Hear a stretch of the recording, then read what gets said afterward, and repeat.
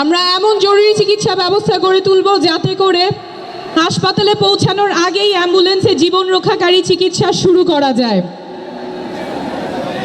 আমরা এমন ব্যবস্থা গড়ে তুলব যাতে বাংলাদেশের প্রত্যেকটা নাগরিকের স্বাস্থ্য তথ্য ডিজিটালি সংরক্ষিত থাকে, ইলেকট্রনিক হেলথ রেকর্ড থাকে, আর কখনো আপনাদের স্বাস্থ্য তথ্য হারাবে না। ফলে অপ্রয়োজনীয় টেস্ট করা কমবে, ভুল চিকিৎসার সম্ভাবনাও কমবে। আমরা প্রাথমিক স্বাস্থ্যকে শক্তিশালী করে গড়ে তুলব যাতে আপনাদের এলাকায়, আপনাদের ঘরের কাছে আপনারা মানসম্মত চিকিৎসা পান। আমরা মানসিক স্বাস্থ্যের প্রসার ঘটাবো।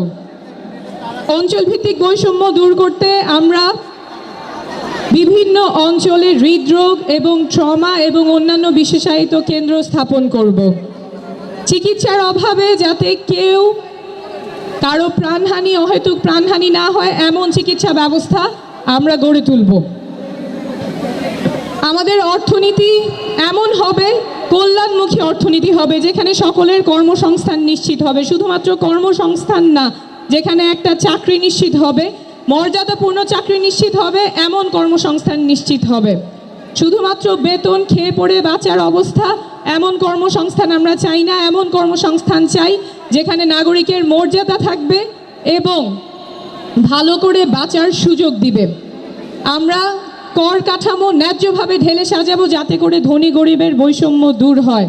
আমরা এমন রাজনীতি করব যাতে করে বাংলাদেশের প্রত্যেকটা নাগরিক রাজনীতিতে সক্রিয় অংশগ্রহণ করতে পারে, প্রত্যেকটা তরুণ রাজনীতিতে সক্রিয় অংশগ্রহণ করতে পারে। আমরা দেশ গড়তে জুলাই পদযাত্রায় প্রায় প্রত্যেকটা জেলায় দেখে এসেছি তরুণেরা কতখানি উচ্ছ্বাস, কতখানি উদ্দীপনা নিয়ে আমাদের সাথে যোগ দিয়েছেন। তারা ভাবছেন দেশের কথা, তারা স্বপ্ন দেখছেন দেশ পরিবর্তন হবে, তারা দেশটা পরিবর্তন করবেন।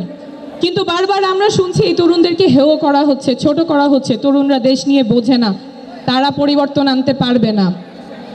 কিন্তু ঠাকুরগাঁয়ের লামিম যেই স্বপ্ন নিয়ে রাস্তায় নেমেছিল, সিরাজগঞ্জের জুবাইর যে স্বপ্ন নিয়ে রাস্তায় নেমেছিল, এখন যে প্রজন্মগত রূপান্তর ঘটে গেছে, যে রাজনৈতিক সচেতনতা তৈরি হয়েছে, সেটা আমাদের লালন করতেই হবে।